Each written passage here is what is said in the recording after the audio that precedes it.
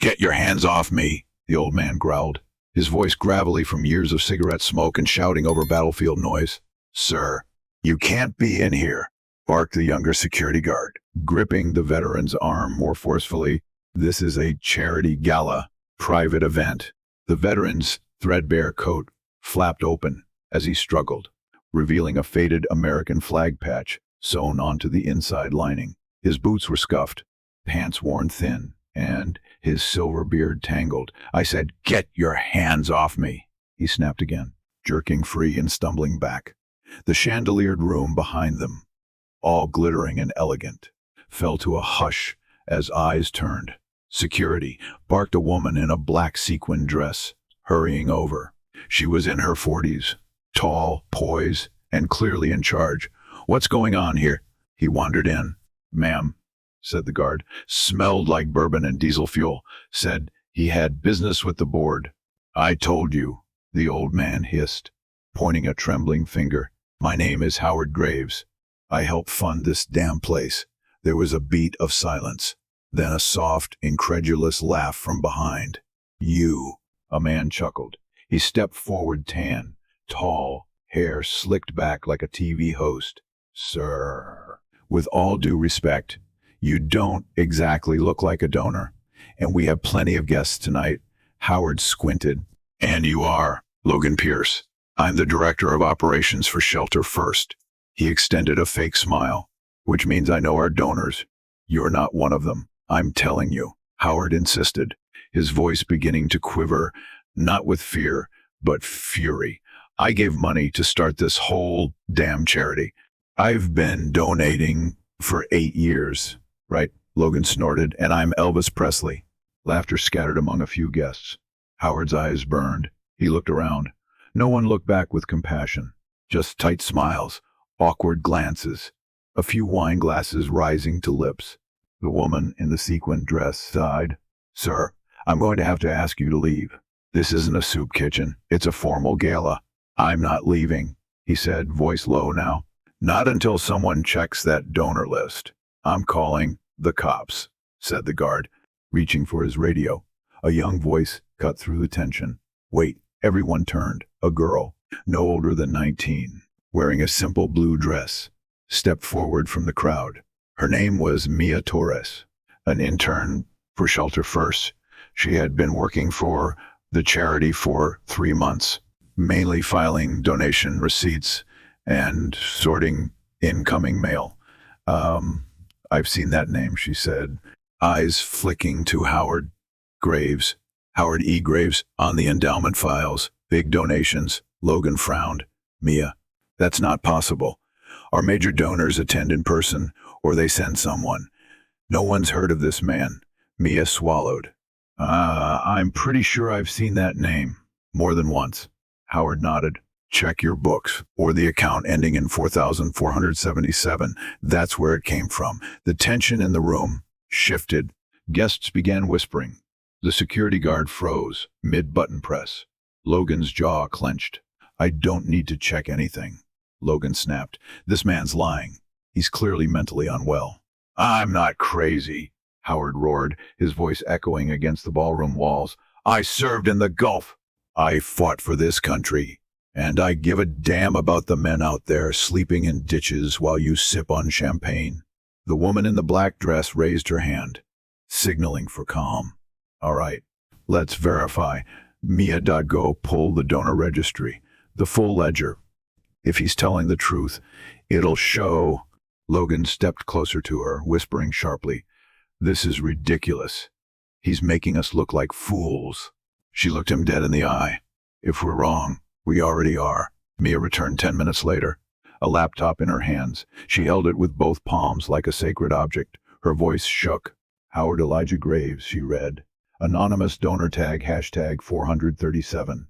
Initial endowment $1 million. Repeating quarterly donations of 50,000. Duration 8 years. Total contribution 3.4 million. Gasps. Utter silence. Then a wine glass shattered in the back as someone dropped it. Logan's face drained of color. "That can't be right." Mia turned the screen toward him. "It's from the ledger. I update myself." Howard looked around. His eyes weren't angry now, they were tired, hollow. The first aid anonymous, he muttered.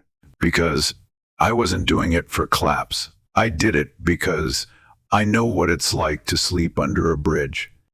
I was there after I got back. I know what it's like when nobody sees you. The woman in black swallowed hard. Mr. Graves. Why? I had no idea. Please, accept our apologies. He waved her off. Keep your apologies. They don't warm anyone's bones at night. A childlike voice piped up from near the buffet. You gave money even when you looked like that. Howard turned. A boy in a tiny tuxedo was looking up at him. He smiled. Yeah. Even when I looked like this. Why? Howard crouched down, knees cracking, because I know heroes don't always wear medals. Sometimes they just need a bed, a meal, a little hope. That's worth more than how you look on the outside. A woman began to cry in the back. Logan cleared his throat. Mr. Graves, if you'd like to take a seat at the head table, save it. Howard snapped. I didn't come for praise. I came to see if my money's being used right. He glanced at the caviar and gold-plated cutlery. Looks like maybe it's not. Mia stepped forward. Mr. Graves, if you'd like, I can show you the shelter tomorrow. We're opening a new wing. I think you'd be proud. Howard looked at her, really looked at her. For the first time that night, his face softened. I'd like that, kid. I'd like that a lot. The woman in black turned to the room. Ladies and gentlemen, she said quietly, may I present to you Mr. Howard Graves, the reason any of us are here tonight. The entire room rose. Applause erupted, hesitant at first, then thunderous. But Howard didn't smile. He turned, walked through the marble doors, and out into the night air. The stars blinked, above, sharp and clear. He reached into his pocket and pulled out a battered dog tag. He looked at it, then tucked it back. Behind him, the gala had changed, and so had they. But Howard, he was just a man, trying to make sure no one got left behind. The night wind bit at Howard's skin, but he barely felt it. His boots scraped the pavement outside the Grand Hotel, where the Shelter First Gala continued behind glass walls. He lit a cigarette with a trembling hand, inhaled deeply, and stared across the street at the alley where a homeless man curled under a thin blanket beside a dumpster. He stepped off the curb and crossed over. Jerry, Howard called softly.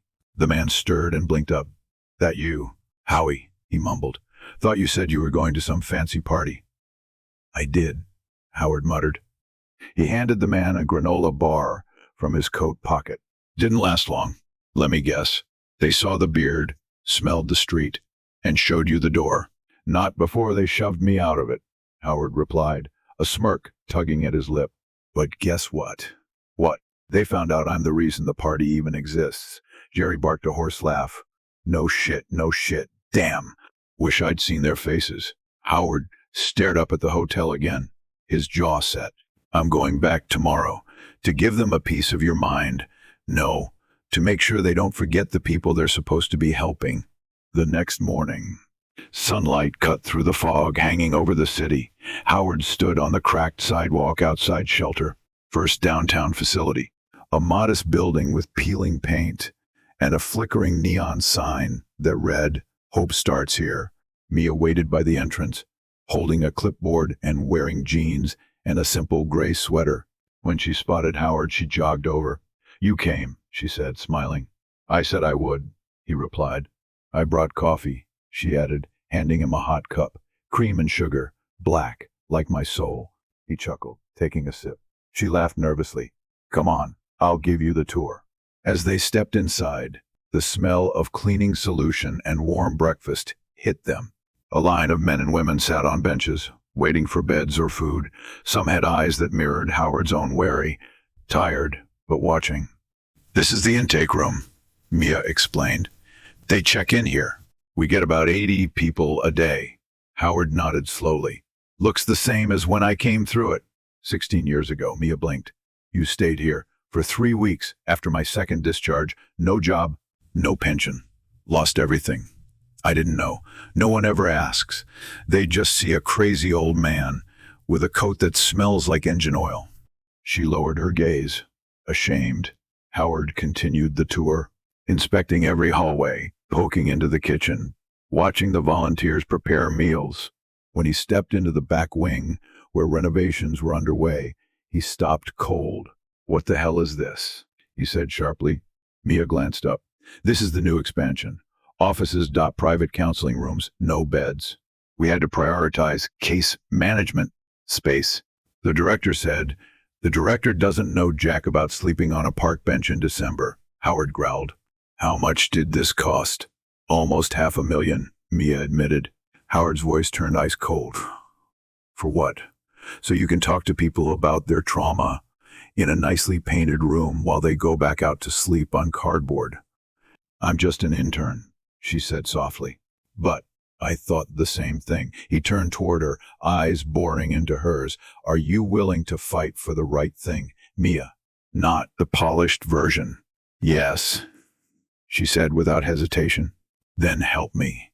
We're going to shake this place up." Later that day, back at Shelter First headquarters, Logan Pierce paced behind his desk. Sweat dotted his brow. "You're telling me he wants to join the board?" he asked, incredulous. "The woman in black, Evelyn Rourke." The chairwoman stood with her arms folded. "He is the board, Logan. He funded it. And now he wants oversight on where his money's going. His money's been anonymous for years. He never interfered before, because we never threw him out of his own event before." Logan threw his hands up. "He's unstable. He smokes like a chimney, wears rags, yells in hallways. He's also a veteran who pulled 3 of his brothers out of a burning Humvee in Fallujah. He's got more courage than everyone in this building combined." A voice interrupted them. "I'm right here," Howard said, stepping through the doorway. Evelyn smiled faintly. "Mr. Graves." Logan bristled. "We were just talking about me." Howard cut in. "Good. Saves time." He strode into the office, dropping a folder onto Logan's desk. "Here's a breakdown of where every cent of my donations should be going. Starting today." Logan opened it, his face tightening. "This cuts our admin budget in half." Howard leaned in, voice low and lethal. "You've got people designing websites and PR campaigns while actual veterans are freezing their asses off 10 blocks from here. If you don't like it, resign." Evelyn raised an eyebrow at Logan. Logan cleared his throat. "I'll need time to adjust our budget." "You've got 48 hours. Word spread quickly through the charity world.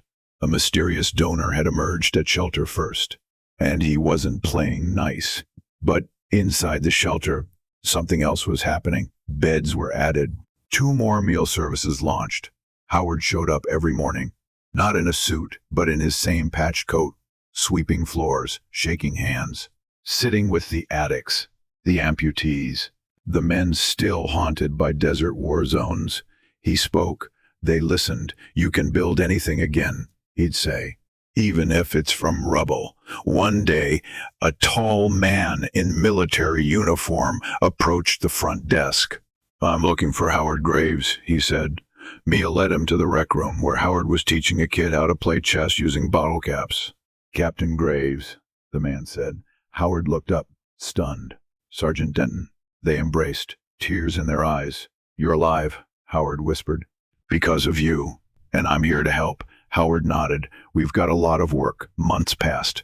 The gala hall that once turned him away now bore his name, the Graves Wing for Dignity and Shelter. Howard never asked for recognition, but when it came, he stood tall in front of the crowd, a plaque in one hand, the other on Mia's shoulder. "I don't care if you remember my name," he said, voice strong. "Just remember this.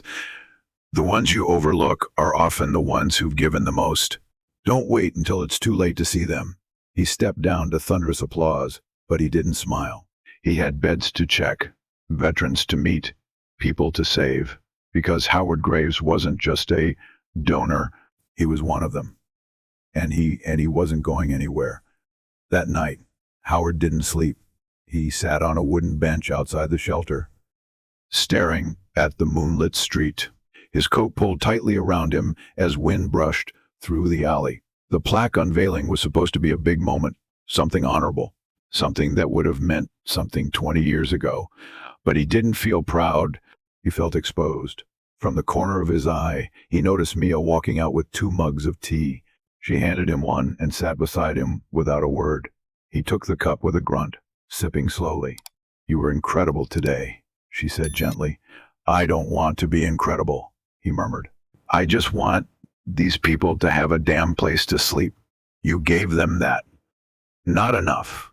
There was a pause. Then Mia asked, "Why did you keep it a secret? The donations, your history, all of it?" Howard exhaled a long breath. His eyes never left the street. "Because the world has a funny way of treating you different once they think you're somebody. Back when I had nothing, nobody would look me in the eye. They crossed the street when I came near, tossed me stale bread like I was a dog, and I remember thinking, if I ever make it back, I'll never forget how this feels." Mia turned toward him. "But you did make it back." He nodded, barely. "I was 2 weeks from ending it all when someone gave me a hot meal. No questions, no judgment, just warmth. It changed everything. That moment saved me. So I decided to start saving others." They sat in silence. Somewhere in the distance, a siren wailed, then faded. "You know," he said eventually, "I'm not a good man. I've done things in war that keep me up at night, seen things that don't go away. But here, helping these folks, it's the only thing that makes the noise in my head quiet down." Mia touched his shoulder gently. "You don't have to be perfect to do something good." Howard looked at her, his tired eyes softening. "You're a smart kid. Don't let this world harden you." The next week brought chaos. News outlets had caught wind of the dramatic gala incident. Homeless veteran exposes charity scandal. The headlines screamed. Pictures of Howard in his tattered coat, standing under crystal chandeliers, went viral. Shelter First was suddenly under intense scrutiny. Media vans parked outside. Donors called in asking questions. Logan, once cocky and untouchable, was now holding emergency meetings in boardrooms with bags under his eyes and sweat on his neck. "This is a PR nightmare," he barked during one such meeting. "We need to manage this narrative." Evelyn frowned. "You want to spin the truth. I want to protect the charity.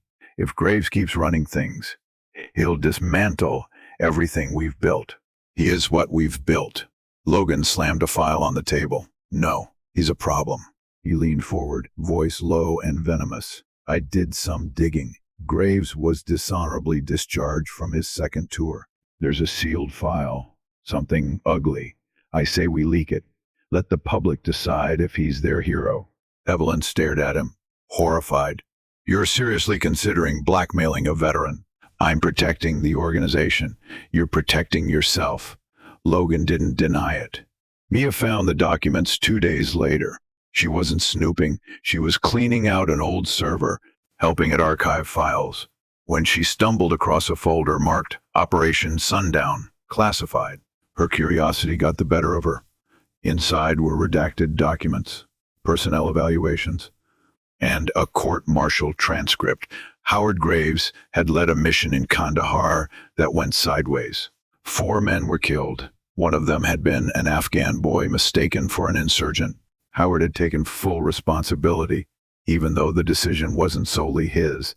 It was the burden he carried. The reason he never accepted awards. The reason he disappeared after the war. Her hands trembled as she closed the file. Logan had seen this, and he was planning to use it. She raced to find Howard. He was in the shelter, kitchen, peeling potatoes. "We need to talk," she said, breathless. "About what?" She looked at him, heart heavy. "About what happened in Kandahar." Howard froze. The knife slipped from his hand and clattered into the sink. "I wasn't going to bring it up," she whispered, "but Logan found it, and he's going to use it against you." Howard said nothing. His hands gripped the counter like it was the only thing holding him upright. "I read it," she said softly. "All of it, and I still trust you." "You shouldn't," he said hoarsely.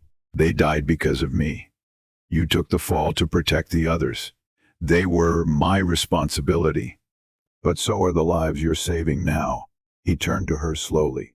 Tears welled in his eyes, but didn't fall. "They're going to twist it," he said. "Make me out to be a monster. Then we tell the truth first."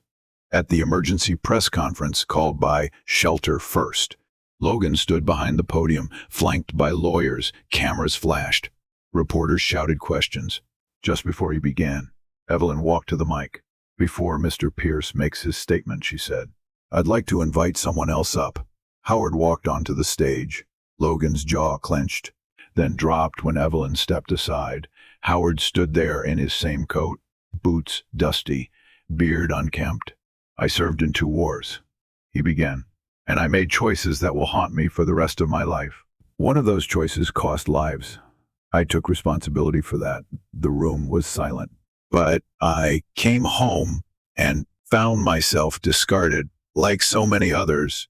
So I used what little I had left to give others the second chance I never got. If that makes me a villain, so be it.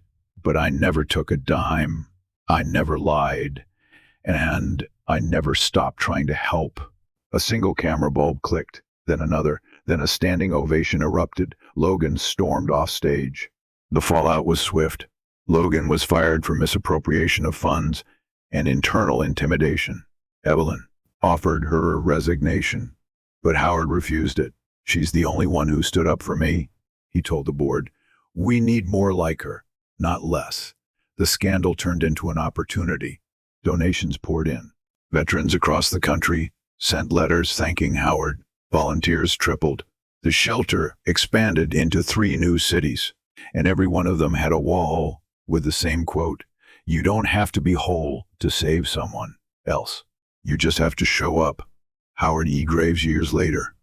Howard sat on a park bench beside Jerry, now clean and sober, with a shelter job of his own.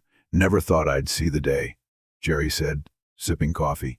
Howard smiled. Older now, slower, but his eyes were still sharp. "You and me both." Mia arrived with 2 kids in tow, her niece and nephew. "They've been asking to meet you," she said with a laugh. "They call you the shelter soldier," Howard chuckled. "I've been called worse." He knelt to the kids' level. "You know what a real soldier does." They shook their heads. "He keeps going, even when it's hard, even when he's scared. That's how you save people." The boy looked up. "Are you still saving people?" Howard looked out over the shelter down the block, full and warm and alive. "Every day," he said. "Every damn day." The seasons shifted again, quietly, without ceremony. Autumn wrapped the city in crisp winds and falling amber leaves. Howard's steps grew slower. His hands shook more when lifting his coffee cup. But he didn't stop showing up. He still arrived at shelter first every morning before sunrise, opening the doors himself, making sure the coffee brewed strong and the heat was running in every wing. Staff tried to convince him to rest more, even take a break, but he would just grunt and wave them off. "I rest when I'm in the ground," he'd say. "Until then, I've got people to feed." One morning, Evelyn approached him after a team meeting. Her face was calm, but there was a softness in her voice that hadn't always been there. "Howard, have you seen a doctor recently?" "I don't need one." "Humor me," he grunted, trying to wave her off again, but she didn't budge. "I'm not your employee, Howard. I'm your friend. Please." Eventually, he relented. Mia drove him herself. 2 days later, they got the results. It was terminal, stage 4 lung cancer, likely from the years of war zone dust, the chain smoking, the street exposure, and the relentless cold of nights spent without shelter. It had spread too far. No real chance of recovery. Maybe a few months, if that. Howard didn't say a word in the doctor's office. He just nodded once and stood up. Mia tried to speak, but he held up a hand. "I don't need sympathy. I've had a hell of a run. I just need time." But even as the weeks passed and his body began to fade, his frame thinner, his voice raspier, his determination only grew stronger. One night, the boardroom filled again. Howard stood at the front, hands bracing the long table. He looked frail, like a stiff wind might knock him over, but his presence still commanded the room. "I'm not going to be around forever," he began. "So I need to make damn sure this place keeps doing what it was meant to do. No polish, no PR games, just help, real help." He pulled out a folder. "This is a proposal. Expansion to 20 cities over the next 5 years, using half of my remaining estate. And, A grant I've lined up from the Veterans Restoration Fund. The room erupted. 20. Someone asked, "That's ambitious. It's necessary." Howard said, "I've seen the numbers. I've seen the need. We can't wait." Evelyn leaned forward. "You've lined up a grant." Howard nodded. "Called in a few favors.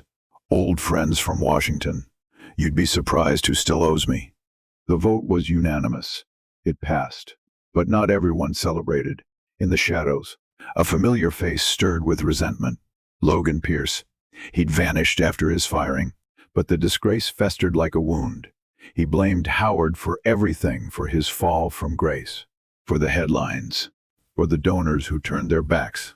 Now he resurfaced, bitter, determined to destroy the man who had humiliated him. He created a fake blog, seeded stories about Howard's past, twisted half-truths from the Kandahar incident into cruel headlines. False hero. Charity built on a lie. Within days, the smear campaign spread across social media. The public started asking questions again.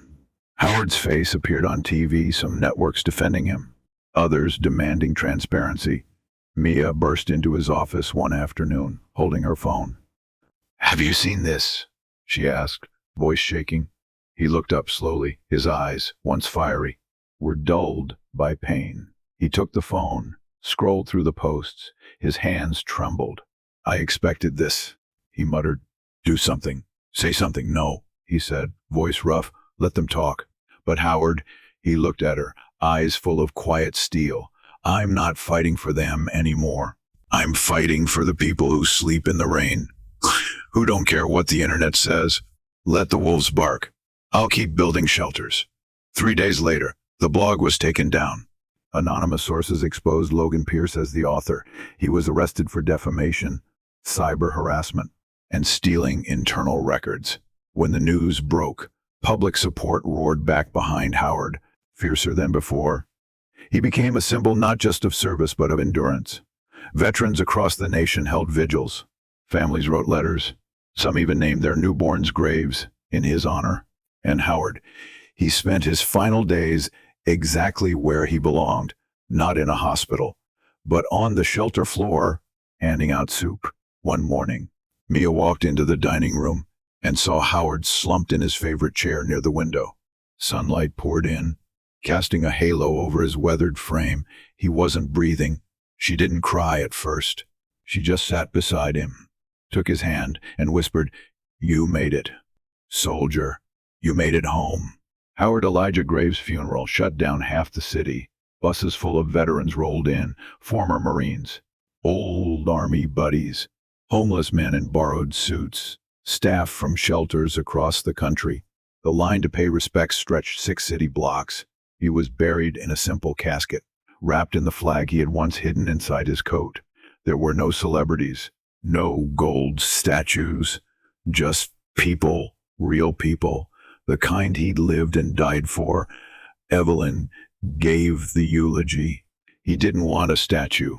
He didn't want applause. He wanted beds. He wanted warmth. He wanted dignity. And he gave all of us that. Mia followed, her voice steady through tears. He saved thousands, but he never stopped feeling like he hadn't done enough. So now it's on us to do more, to keep the promise. A year later, on the anniversary of his death, Shelter First opened its 20th facility. It stood tall in the heart of Chicago. Clean beds, fresh meals, a wall etched with names of those lost to the streets, and in the lobby, a bronze statue of a man not in uniform, but in a patched coat and worn boots, holding a steaming cup of coffee. The plaque below read, "Howard E. Graves, soldier, donor, guardian of the forgotten." And below that, you don't have to be seen to make a difference. You just have to care.